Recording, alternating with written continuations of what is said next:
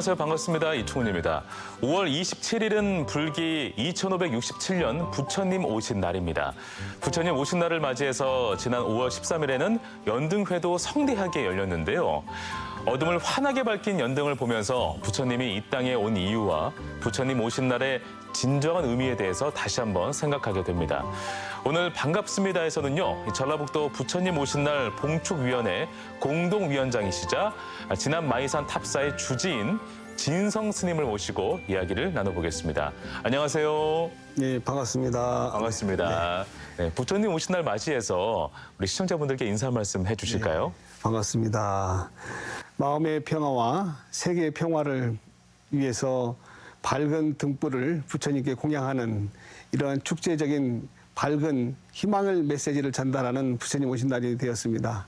오늘 이렇게 만나뵙게 돼서 반갑습니다. 잘 오셨습니다. 네. 스님께서 앞에 계시니까 네. 제가 오늘은 마음을 굉장히 깨끗한 상태에서 대담을 진행해야겠구나라는 생각이 들어요. 아, 네. 정말 그렇지 않아도 미남이십니다. 감사합니다. 네. 부처님 오신 날이 다가오면은 연등 축제를 하잖아요. 네, 굉장히 그렇습니다. 좀 예쁘고 또 다채로운 색감들이 그 밤하늘을 수놓으면은 마음도 굉장히 평안해지더라고요. 네. 올해도 이렇게 2주 전에 연등 축제를 또 개최하게 되었는데 이번엔 특별하게 시민들과 함께하는 연등 축제로 진행을 했더라고요. 특별한 이유가 있었을까요? 그동안 코로나로 인해서 많은 사람들이 어려움의 시기를 어둠의 세상을 살아간 것 같습니다. 이제 코로나를 벗어나서 이제는 이웃과 함께 행복을 나누는 그러한 시대가 되었기 때문에 이번 봉축위원회에서는 전주의 빛을 살리자라는 마음으로 밝은 연등을 세상에 내놓게 되었습니다. 부처님께서 우리 마을에 올 때 부처님을 반기는 안안의 작은 정성인 불꽃처럼 우리 중생들의 마음을 밝은 빛으로 내주기 위해서 밝힌 연등 축제라고 할 수 있습니다. 네. 네, 이러한 연등 축제에 많은 시민들이 참여할 수 있도록 지화 만들기라든가 연꽃 만들기라든가 내지는 사람들이 많이 참여해서 노래를 할 수 있는 노래자랑이라든가 예. 시민들이 참여할 수 있는 그러한 연등 축제로 네. 이번에 진행이 되었습니다. 네, 알겠습니다. 그 얘기 들어보니까 그 전주시 대로변에도 그 밤에 연등불이 밝혀져가지고 꼭 이렇게 좀 불자가 아니더라도 네. 좀 따뜻한 마음을 또 당시에 또 갖지 않았을까라는 생각이 들어요. 부처님 오신 날에 연등을 이렇게 키는 이유가 과연 무엇일까? 연꽃이 상징이라서 네. 그런가라는 생각이 좀 들기도 하고 어떤 이유가 있을까요? 연꽃은 자비의 등이고 평화의 등이기도 합니다. 또 연꽃은 물 속에서 진흙 속에서 피어 올라서 아름다운 꽃을 내서 나비를 불러서 맞습니다. 많은 이들에게 사랑을 전달하는 그런 연꽃이라고 합니다. 네네. 근데 부처님 당시에 난타라는 가난한 여인께서 부처님이 오시는 길목에 촛불 하나를 켜고 싶었는데도 불구하고 너무 가난해서 그 등불을 살 수가 없었어요. 그래서 그 등불을 어떻게든지 동량을 해서 조그마한 호롱불 하나를 부처님 오시는 저 귀퉁이에다가 키워놨던 시절이 있었습니다. 그런데 시간이 지나서 많은 불들은 다 꺼졌는데 난타가 켜놓은 조그마한 등불은 계속 커지면서 부처님을 밝혔습니다. 그래서 부처님께서 말씀하시기를 저 등은 많은 사람들의 마음이 담겨 있는 정성의 등이다. 그 정성의 등이 꺼지지 않을 것이다 라는 그런 말씀처럼 난타로부터 유래된 그런 부처님의 연등을 이 세상에 밝히게 된 겁니다. 네. 그 많은 사람들이 연등을 이어서 많은 이웃과 함께 나누는 그러한 연등으로 지금 축제 형식으로 지금 나누어지고 있습니다. 네, 알겠습니다. 올해 부처님 오신 날 봉축 표어가 마음의 평화 부처님 세상이었습니다. 네. 어떤 메시지가 담겨 있었을까요? 마음의 평화, 자기 마음이 평화롭지 못하면은 세상에 누구도 평화를 줄 수가 없다고 봅니다. 내 자신부터 참 나를 발견할 수 있는 그런 마음의 평화에 등불을 밝히자라는 메시지 슬로건으로 내놨고 이 세상, 아름다운 세상이 다시는 이러한 코로나로 이런 범람에서 우리 이웃들이 어렵게 사는 것을 막아보고자 마음의 평화로부터 세상의 평화를 우리 부처님으로부터 만들어 보자라는 표어로 만들어갔습니다. 네, 네. 알겠습니다. 마음의 평화가 이렇게 잘 들어오질 않으면 어떻게 해야 됩니까, 스님? 그렇습니다. 예. 마음의 평화는 항상 압박이 안 남는 자기 거죠. 자신과의 싸움입니다. 맞아요. 네, 자기 자신과의 싸움을 지면 바로 평화를 잃어버리는 것이거든요. 꾸준한 노력과 꾸준한 정진과 꾸준한 사랑을 이웃에게 펼친다면은 그 마음의 평화는 지속적으로 올 거라고 생각합니다. 제가 그렇습니다. 꾸준한 마음으로 이웃과 함께 하다 보니까 네. 정말 마음의 평화가 오고 있습니다. 그 마음에도 근육이 필요하군요. 네, 그렇습니다. 그런 마음의 있어야 평화가 바이러스가 번져가지고 이웃들에게 또 우리 신자들에게도 전달이 되다 보니까 같은 마음으로 마음이 행복해지고 있어요. 그것이 바로 부처님의 세상이 아니겠는가 그 생각합니다. 알겠습니다. 네. 우리 진성 스님께서는 그 전라북도 부처님 오신 날 봉축위원회 공동위원장이시기도 하지만 현재는 진안 마이산 탑사도 주지이시기도 합니다. 네. 마이산 탑사가 주축이 되어서 또 해외 봉사활동도 꾸준히 하고 계신데요. 올해도 이렇게 다녀오셨다고 들었어요. 해외 어디로 다녀오셨는지 소개 한 말씀 들어볼까요? 네, 저희 올해는 2023년도 3월 8일에 네. 봉사자들 40명과 함께 베트남 당락성에 다녀왔습니다. 베트남에 다녀오셨어요. 네, 베트남 당락성에 가시면 부온마토시가 있고 부온마토시에서 30분 거리에 끄롱박현이라는 데가 있습니다. 네. 끄롱박현에 가면은 응우엔 초등학교가 있습니다. 예. 그 응우 초등학교라는 것은 어느 13살 아이의 이름입니다. 그 아이가 그 희생으로서 자기 동생을 지켜서 네. 자기 죽음을 했던 그 아이를 좀 기리기 위해서 만든 초등학교가 베트남에 많습니다. 그렇구나. 그래서 저희들이 태양광 정수 시설을 지원하는 데 있어서 그 학교 선정을 했던 이유가 바로 그거 있습니다. 네. 그러면 그 베트남 당락성의 어떤 불교계 쪽하고도 좀 인연이 있는지도 궁금하기도 하고요. 어쨌든 네, 네. 불교 단체에서 또 간 거다 보니까 네. 또 종교 색깔을 아예 뭐 빼고 갈 수는 없잖아요. 어쨌든 그렇습니다. 그 안에서 우리가 또 활동하는 부분이 분명히 존재하기 때문에 네. 어떤 인연이 있었을까요? 2017년도에 전라북도 도하고 베트남 당락성과 자매 결연을 맺었습니다. 예. 서로 상부상조하는 이유로. 그래서 저희들이 2018년도부터 제가 종무원장에 당선되어서 바로 당락성으로 우리 전라북도 봉사팀을 이용을 해서 태양광 정수시설을 설치를 하기 위해서 그쪽으로 가게 된 동기가 됩니다. 오, 네. 복지 나눔을 하다 보니까 그쪽에서 필요한 것이 학용품, 또 아이들이 먼 거리에 있다 보니 자전거 등이 필요한데 또 우리나라에서도 필요한 게 있습니다. 네네. 우리나라에서는 많은 농촌에 인력이 부족이 되다 보니까 맞아요. 우리 당락성에서 계절 노동자를 보내주는 역할도 하고 있기 때문에 그렇군요.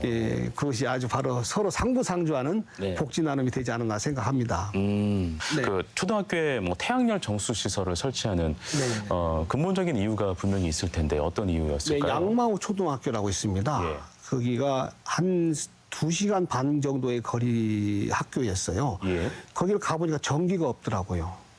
아, 근데 지하수를 파야 되는데 이 지하수를 파서 올리려면 전기가 필요한데 그러네요. 그래서 그 당락성에 있는 외무부 직원과 논의를 한 끝에 예. 태양광을 이용을 해서 전기를 발생을 시키자. 그래서 태양광 정수기가 그때부터 시작이 됐습니다. 그 정수 시설을 이용하는 데 있어서 지하수로 1.5kg의 전기가 필요하고 또 정수기기 안에서 1kg가 전기가 필요합니다. 그렇구나.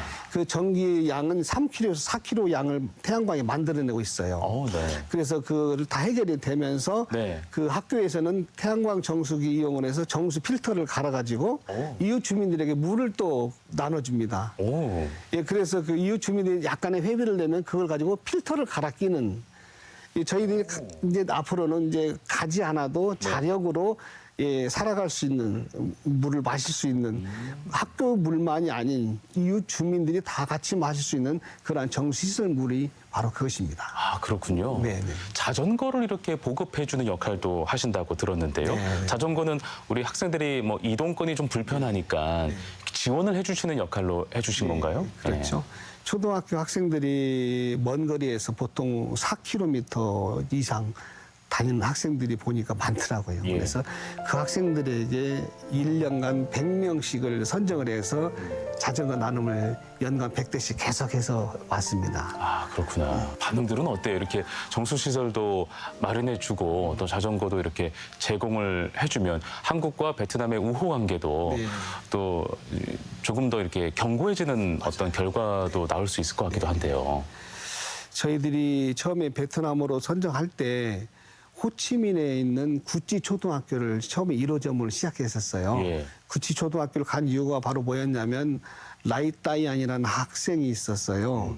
그 라이따이안이라는 학생이 누구냐면 우리나라의 경제인들이 결혼을 하지 않고 여성과 2세를 낳은 아이들이었어요. 네. 또 1969년도에 베트남 전쟁 시 우리나라 사람이 가서 낳은 그 한국인 2세, 3세들이 다닌 학교에 그렇구나. 시작을 했었거든요. 네네.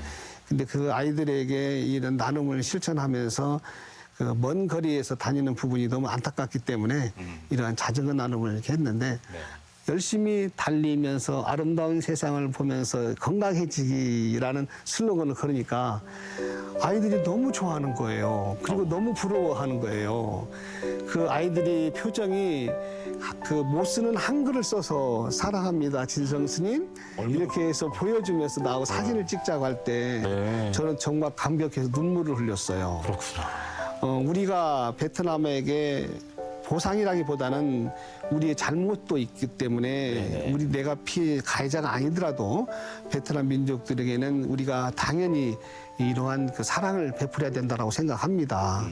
한 가지 이유가 또 중요한 게 뭐냐면 우리나라가 보릿고개시 너무 못 살 때에 우리 베트남이라든가 라오스, 미얀마, 태국 등지에서 우리나라에게 알랑미사를 보내주지 않았습니까? 그걸 우리 아버님, 어머님, 저희들까지도 그 쌀을 잘 먹고 이제 나라가 좋아졌잖아요. 부강해지고. 네. 선진국형에 들어와다 보니까 맞습니다. 우리가 배품을 받았으니까 다시 배품을 풀어야 된다. 그런 마음으로 사랑을 베풀자. 그런 마음으로 해외 봉사활동을 시작하게 된 겁니다. 아, 네, 알겠습니다. 같이 고생한 이렇게 해외 봉사단원 분들도 같은 마음으로 상당히 좀 가슴도 벅차고 보람도 참 많이 느꼈겠어요. 그렇죠. 네. 2019년도에 코로나 오기 전에 마지막 봉사활동이 바로 그 베트남 당락성 커피 축제였습니다. 거기가 근데- 커피가 유명한 곳이고요. 네네. 네. 그 커피 축제라는데 매 수십만 명이 모여 있는 데인데 우리 봉사단은 떡볶이 봉사를 또 많이 하거든요. 그래서 K푸드. 네, K푸드 형식으로 그 당락성 그 지역에서 행사장에서 네. 하루에 한 3,000명 정도의 떡볶이를 무료 시식회 했습니다. 네네. 지금 그리고 나서 4년이 흘렀어요. 지금 올해 2023년도에 가보니까 떡볶이를 팝니다. 현지인들께서 현지인들이 떡볶이를 브랜드를 먹습니다. 만들어서 이제 예. 판매를 하기 시작한 네네, 거예요. 맞습니다. 오, 야. 제가 이제 그 베트남 갈 때마다 인삼차, 홍삼차, 네. 우리 진안에서 나오는 그 인삼을 사가지고 가요. 아, 맞아. 그래 가서 이제 관료들이라든가 일반 고마운 선생님들에게 선물을 줍니다. 네. 그래서 그렇게 지금 한 4, 5년 동안 해왔는데 이번 23년도에 그 백화점 그 쇼핑센터에 갔어요. 예. 갔는데 거기에서 인삼을 팔고 있어요. 와. 나 그거 깜짝 놀랐어요. 아, 이분들이 인삼, 수삼, 홍삼을 너무 좋아하시는구나라는 걸 알았어요. 와. 그러면 우리가 이 복지 활동을 해서 가서 선물을 주면 그분들이 그걸 먹어보고 좋으니까 수출이 되는 거죠. 야. 우리 전라북도 뿌리 산업이 그래서 들어가야 되는 동기입니다. 그렇구나. 네. 스님께서 이제 어떤 인류애를 표현하기 위해서 이렇게 봉사도 하고 또 보람된 일을 하셨지만 또 그 이면에는 또 다른 어떤 경제적인 어떤 지역의 이득까지도 수반되는 역할까지 해주니까 그런 굉장히 역할을 가벼운 하신 거네요. 그래서 그 저희들은 2018년도에 새만금 한글학당을 세웠어요. 네네. 2년 동안 운영하다가 이제 코로나 때문에 문을 닫았긴 했지만 네. 그 학생 그들을 그 기술 노동자 또 이주 여성 예, 그분들을 상대로 해서 우리 선생님 두 분을 모시고 예. 거기서 한 2년 동안 학당을 운영을 했습니다. 그 한글학당이라고 그래서 한국어를 배워가지고 한국으로 가는 특히 계절노동자들에게 기본적인 한국어를 가르치는 맞아요. 그러한 일도 역할을 해왔죠. 아우, 네, 잘하셨습니다. 전라북도와 당락성 간의 교류 행사 중에서 가장 중요한 것이 바로 복지라기보다는 경제거든요. 우리가 경제를 가르쳐주고 그 사람들이 경제를 배워서 네. 우리들에게 나중에 배품을 또 할 수 있거든요. 그러한 가교 역할로서 해외 봉사 중에서 가장 핵심적인 내용을 당락성으로 지금 뽑고 있습니다. 네, 알겠습니다. 또 행복을 붓다? 이렇게 봉사단 네. 활동도 하고 계신다고 들었습니다. 행복을 붓다. 이름이 참 재밌는데요. 붓다. 부처의 또 발음이잖아요. 부디스트라고 이제 얘기하지만 맞아요. 네. 사실 그 내면에는 그런 게 있지만은 사실 외면에는 제가 그 20년 전부터 그 복지 활동을 하면서 사랑을 붓다, 나눔을 붓다, 그 고로 행복을 부어준다. 그런 의미로서 저는 붓다라는 말을 너무 좋아합니다. 제가 가지고 있는, 제가 모시고 있는 부처님의 뜻보다는 이웃과 함께 사랑을 나누어 줘야 된다라는 마음으로. 아낌없이 드리겠다. 드리겠다. 나는 아낌없이 가져갈 것이 없으니까 네. 아낌없이 이웃에게 환원해야 되겠다는 마음으로 사랑을 붓다. 행복을 붓다. 나눔을 붓다로 슬로건을 걸고 이렇게 가고 있습니다. 어떤 형태의 어떤 그런 봉사활동들을 하시는 거예요? 간단하게 몇 가지만 소개해 주신다면요. 뭐 간단하게 말씀을 드리면은 지금 현재 해외 구호는 그렇게 식수 사업을 하고 있고요. 예. 국내 활동 봉사 활동은 기본적으로 교도소 교정 교화 활동을 하고 있습니다. 예. 2007년도부터 시작해서 교정 보황소 활동하고 있고 또 소년원에서 소년원 아이들에게 지원해주는 일들, 어르신이 생신상 차려드리기, 또 백미 쌀 나눔 운동을 전국적으로 지금 하고 있습니다. 그렇구나. 내지는 또 우리가 진안군 자원봉사센터와 교류를 하고 있습니다. 그래서 그 진안군 자원봉사센터와 함께 여러 가지 나눔을 활동을 계속 지속적으로 하고 있습니다. 저희들은 현재 2주에 한 번씩 붓다 복지관에서 예. 어르신들이나 이웃에게 예. 국수를 붓고 있습니다. 계속 국수를 붓습니다. 국수 봉사활동 하고 네네. 계신 거예요? 국수 봉사하고 있습니다. 무한 리필로 부어주고 네, 계십니다. 무한 리필입니다. 그래요? 아무나 먹을 수가 있어요. 네. 아무나 먹을 수 없어요. 아니 아무나 먹을 수 있다. 아무나 먹을 수 있어요. 예, 오, 예. 알겠습니다. 아까 잠시 에피소드 중에 또 교도소 얘기하시니까 또 그 얘기가 좀 생각이 나는데 우리 진성 스님께서 교도소에 가수 진성 씨하고 네. 이름이 좀 같잖아요. 그래서 네. 에피소드 하나가 있다고 교도소와 관련된. 네. 예. 교도소 봉사활동을 2007년도에 갔는데 2007년도에 그 진성이라는 가수가 그렇죠, 그렇죠. 유명하지 않을 때 네. 그 무명 가수들이 와서 이렇게 같이 들어가는 계기가 되었어요.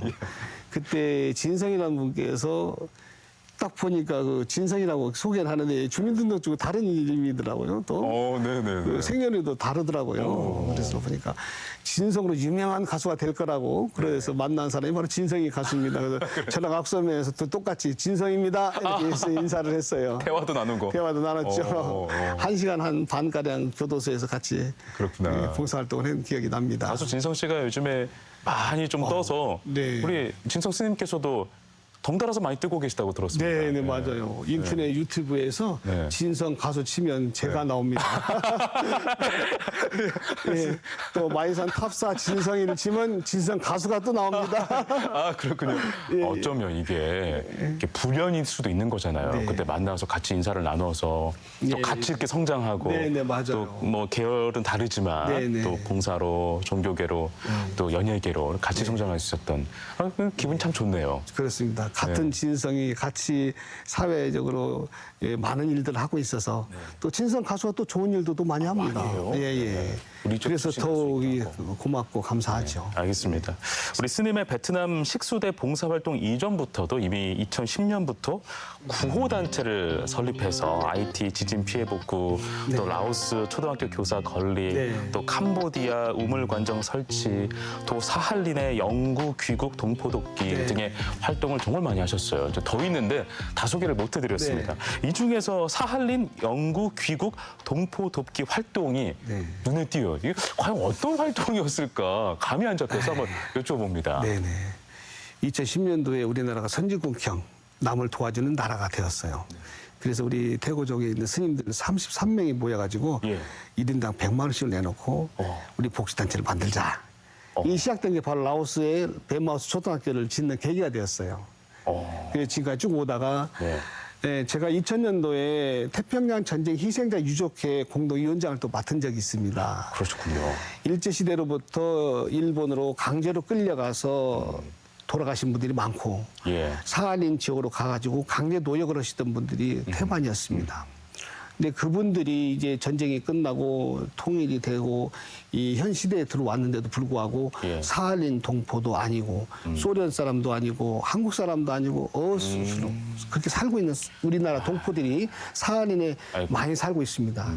그런데 우리나라 정부에서 그러한 사할린에 살고 있는 동포들을 부르기 시작한 겁니다. 그래서 천안 지역에다가 또 경상도 지역에다가 이 주거 지역을 내주면서 살게 해준 기억이 그런 네. 시대가 있었습니다. 네. 그래서 그 어르신들에게 저희들은 어떤 봉사와 어떤 나눔과 어떤 조국의 사랑을 심어줘야 되겠나 생각하다가 예. 천안 지역 사할린 동포들에게 찾아가서 백미 나눔을 처음에 시작을 했어요. 백미 쌀 나누는 예. 활동. 네. 근데 그 쌀을 받는 게 우리나라 사람들 고마워요. 근데 그분들은 진심으로 감사하는 마음이 역력히 보였어요. 그때부터 이제 사할린 동포를 위해서 음악회도 열고 김치도 나눠주고 예, 쌀도 나눠주고 하는데 이분들은 겨울에는 여기 와서 살기를 좋아해요. 근데 여름에는 다 사할린으로 가세요. 다시. 그 사할린 여름엔 시원하고 맞아. 겨울엔 추우니까 한국에 오시고 그러는데 맞아요. 그분들 2세들도 우리나라에 많이 와 계시고 예, 주기적으로 그분들에게 급식소를 이용해서 나눔 활동도 평하고 할지고 왔습니다. 그렇구나. 예. 그 맡으신 그 직책도 상당히 많으시고 교도소에서 재소자들의 교정 활동도 열심히 한다고 들었거든요. 혹시 기억나는 일화라든지 사례가 있다면 소개 한번 해주시겠어요? 23년 전에 무기수, 처음에 사형수를 만났습니다. 그때 교도소 활동 안 할 때입니다. 근데 그 부인이 찾아와서 자기 남편을 좀 만나달라고 그래서 그 전 모모 씨를 만났습니다. 예. 그래서 찾아가서 만나서 계기가 돼서 지금까지 교정 활동을 하고 있는데 아유. 그 전 모모 씨를 만나서 내가 왜 이 죄인들에게 이러한 사랑을 베풀어야 될까 처음에 고민도 많이 했죠. 또 많은 사람들 중에서 과연 이 사람이 정말 교화가 될 것인가 의문도 했죠. 근데 전영수를 지켜보면서 저는 확신했어요. 아, 교화가 되겠구나. 그래서 그 전영수라는 사형수가 무기수가 돼가지고 지금 현재 창원에 가 있습니다. 네. 그 창원에 가 있으면서 공부도 열심히 하고 평생 나가지는 못하지만 지금 현재 그 어머니가 98세 울산에 살고 있어요. 그렇지만 어머니를 보고 가고 싶어도 보고 갈 수가 없지만 그래도 어머니하고 그 전영수라는 그 무기수에 제가 가교 역할을 좀 하고 있습니다. 그런 이유로 인해서 지금까지 교정 활동을 해왔습니다만 네. 어려움도 많았죠. 혼자 하기 힘드니까 교정 봉사단을 조직을 해서 이제 움직이고 있습니다. 우리 스님께서는 원래 그러면 어렸을 때부터 나는 불자가 돼야겠다라고 마음을 먹은 걸까요? 아니면 원래 다른 직업적인 목표가 있었을까요? 저는 그 전준이시 효령대군 이제 19대 손입니다. 마이산에서 태어나서 고등학교 때까지 이제 마이산에서 자랐어요. 전기를 처음에 1983년도에 전기를 처음 봤습니다. 네. 처음에는 음악을 또 전공하는 그런 사람이었습니다. 음악을 전공했어요? 네. 그래요? 음악 하면 장르가 굉장히 다양하잖아요. 다르죠. 예. 그래서 그쪽으로 음악 쪽으로 가려고 했는데 예. 이 집안의 그 대를 이어야 되는 과업이기 때문에 음악을 포기하고 이제 말하자면 이제 나이 20살에 예. 머리를 깎게 됐죠. 음악 원래 뭐였어요? 그러면 생각했던 음악이 성악 쪽이었습니까? 아니면 아니요, 저는 가요 쪽이었어요? 클라리넷을 전공했습니다. 클라리넷이요? 네네. 부는 클라리넷? 네네, 목관악기. 그래요? 네. 예.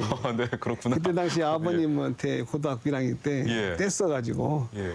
아주 싼 중고 클라리넷 악기를 사가지고 입시 공부하고 할 때가 생각이 납니다. 입시까지를 준비하셨구나. 네네, 예. 그렇습니다.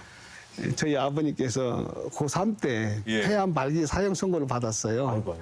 그래서 지금 아버님 때문에 대를 이어야 된다는 이유로 음악을 포기하게 되고 바로 이제 머리 깎고 20살에 출가를 하게 되었죠.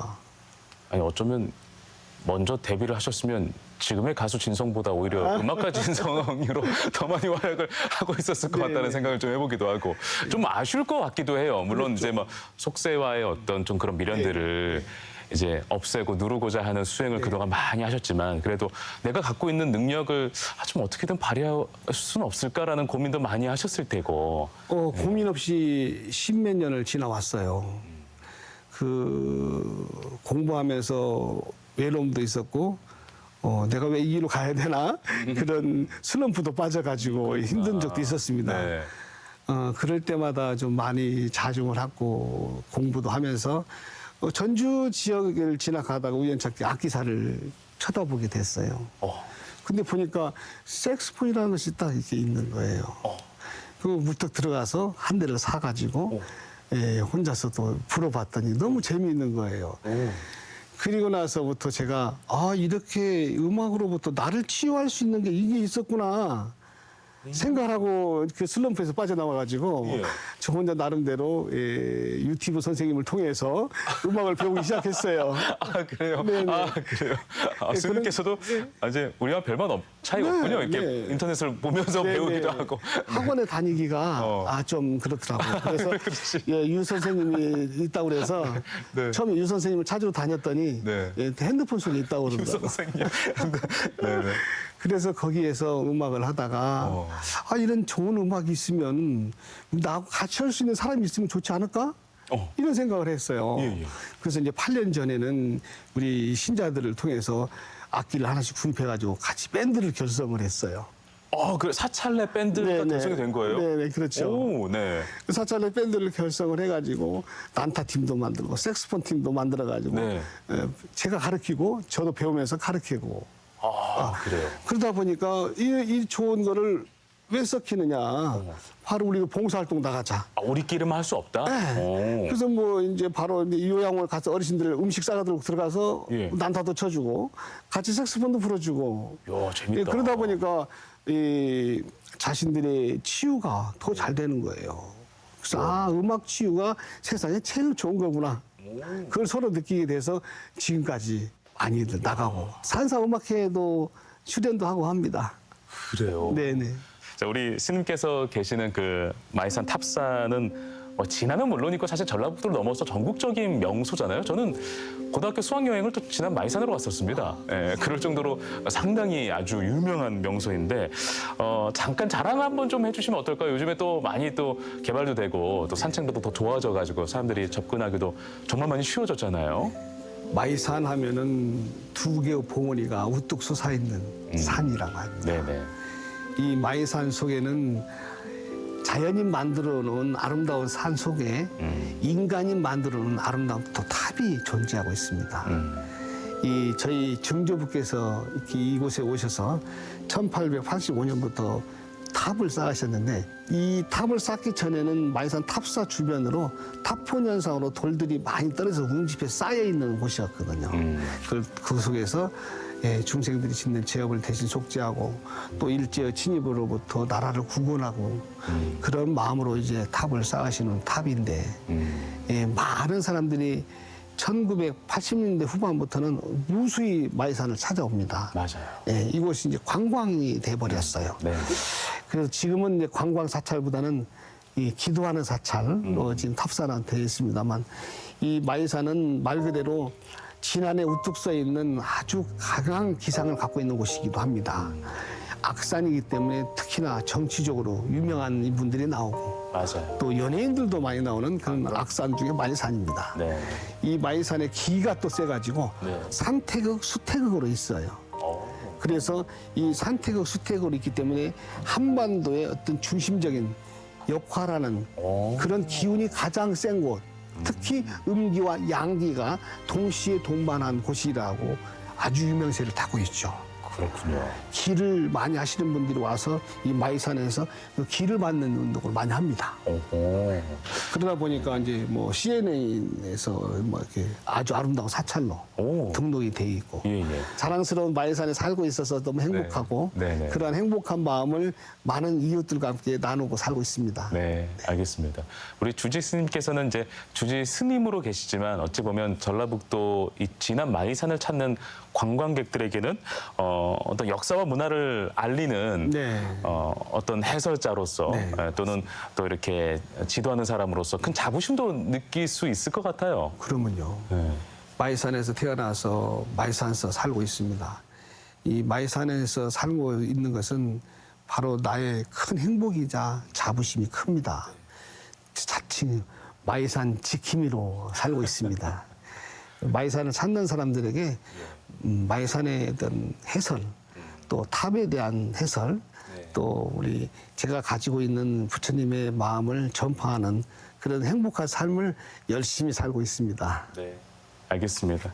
자, 그럼 마지막으로 오늘 이 프로그램을 보시는 우리 많은 또 시청자분들에게 또는 진안 마이산을 찾는 또 분들에게 또 어떤 마음을 또 심어주실지 마지막 말씀 한번 듣고 마무리하도록 하겠습니다.